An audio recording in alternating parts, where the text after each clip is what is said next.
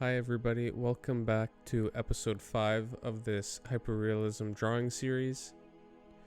In the last video, I was working mostly on the flower, and I had it almost completely finished in the last video.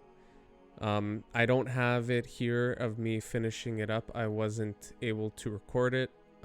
Unfortunately, there was a couple windstorms this week that took out the power 2 days in a row. So the first day the power was out for about 4 hours and I just couldn't waste time. So I didn't have power to turn on my lights, but I had a window that I could use. Good enough lighting for me to see, but it was really bad lighting for video recording. So I didn't end up recording myself finishing that part of the picture of the flower. And then the following day again, the power went out for about 5 hours. So I also couldn't just not work on anything at that point. So I continued to draw, and as you can see, I got all of the leaves done as well. Now the leaves were a total pain in the butt. It's kind of unfortunate I couldn't record it. I spent probably about 6 hours just on those leaves. Just a little bit of square inches there. I spent about 6 hours layer and then layering and layering and then erasing and then layering and erasing. I don't know why it was giving me so much trouble, but I just found it very difficult. I think part of it was because it is kind of that in-between tone of dark and medium. It's kind of that darker sort of tone. So you have to use charcoal, but then also when you pull out the highlights, it can kind of be difficult to get the right tone, and like pure black in some spots, and then a kind of like a just slightly under black in other spots. But if you use an eraser, or even if you use like a paintbrush, it removes too much. So yeah, it was just a total pain in the butt.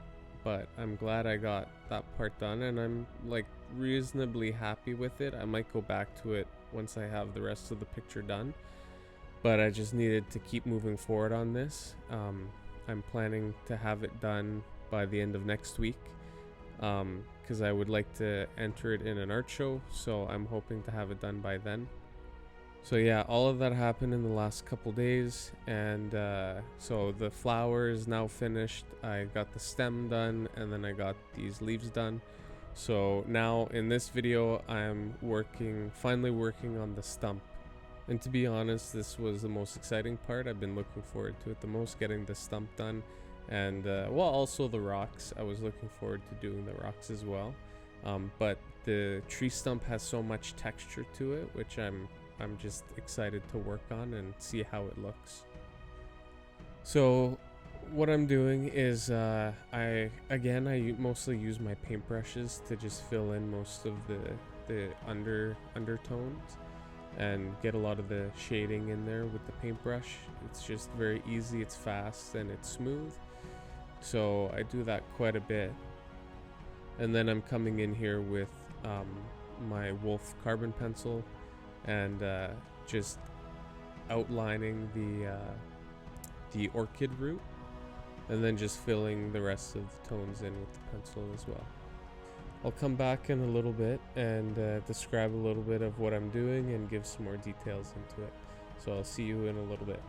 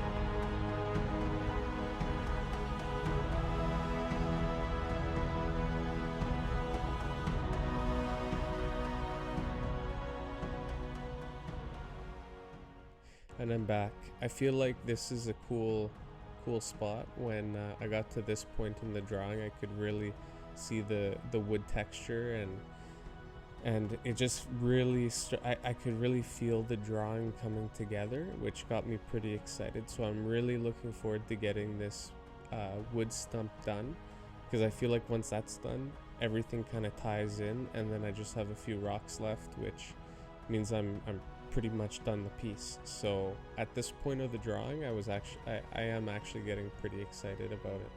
So what I did here is I used my paintbrush to get kind of an undertone, and then I'm using my Wolf carbon pencil. I'm switching between the B and the 6B to bring in some of the finer textures of the wood grain. Well, I guess this is the bark, so it's not necessarily wood grain, but it's the outside bark of the tree. And then using some of my kneaded eraser to pull out some of the highlights, and then just kind of going back and forth, bringing out a little bit darker areas, going a little bit harder on some of the lines to make them a little bit deeper, going a little bit lighter on some, and just kind of going back and forth all over, just following my reference to see what parts need to be a little bit darker, what parts need to be a little bit lighter. And then I'm using my Faber-Castell charcoal to go in where it is black. So some of the darker cracks where the bark has peeled away from the wood, I use my charcoal to really bring in that deep black. And then I'll use my Wolf carbon pencils where I know it can be a little bit lighter. Also, my Wolf carbon pencils, they're a little bit harder of a pencil, especially the B. So it holds a finer point. So all of the small little cracks and crevices and texture in the wood bark and the wood grain, I mostly use that, especially when it's a little bit lighter and I can get away with it. It just makes it a little bit easier, and with the fine point I can get just a little bit finer lines. But yeah, a lot of this part of the drawing is just doing the same thing, just using the variety of pencils, drawing the lines, bringing out the highlights, darkening the cracks and crevices that need to be darkened, using my kneaded eraser to pull up more highlights, or using my mono eraser. A lot of it is pretty similar and just very repetitive at this point. And I think so far I'm around 30 hours, just over 30 hours into this drawing. So it's definitely taken longer than I thought. I was expecting to have the whole thing done in about 35 to 40 hours, but I'm thinking it's probably going to be more of a 45-hour piece, maybe even a little bit over that. But it's really coming together nice, so I can't complain about it. I'm also using a little bit of my electric eraser just to pull out some of the brighter highlights after you've kind of colored in quite a bit. Using a kneaded eraser or even the mono eraser, it just isn't strong enough to get some of those brighter highlights out. So I've been using my electric eraser a little bit as well. So I'll let this play out again for a little bit, and then I'll come back more towards the end.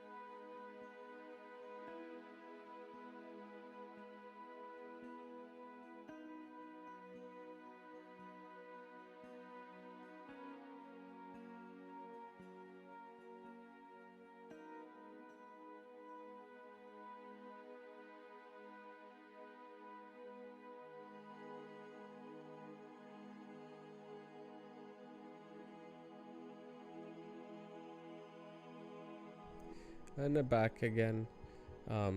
It's kind of unfortunate. I feel like my camera doesn't really do it justice. I feel like it looks a lot better in real life than it does on camera. I don't know, maybe I just need to get a new camera at some point, but I don't know. I just feel like everything kind of mushes together and it doesn't quite look as, even the tones feel kind of off, like the saturation of or the contrast. So I don't know, but anyway, I'm coming towards the end of this video. Um, I'm still pretty happy with the piece overall. Hopefully you guys are liking this series. I think I've still got maybe 2 or 3 more videos to go before I'm done. I think I said that the last time, but I think I've probably got 3 more videos to go. In the next video, I'm probably going to be finishing the tree stump. I would think get that last leaf done and then finish the tree stump. And then maybe in the video after that, I might just be doing the rest of the rocks. I'm not too sure. But it's all just one step at a time, so I'm just gonna focus on what I'm doing right now, and then I'll kind of see where I'm at for the next videos when I get there. But I just wanted to thank everybody for watching, whoever's still out there watching 22 minutes into the video. And if you have any questions or comments, like always, just put them in the description and I'll get back to you and answer, or I'll answer in the next video if it's a little bit more complicated than just a quick typing answer. But yeah, thanks for watching everyone, and I'll see you in the next video. Bye.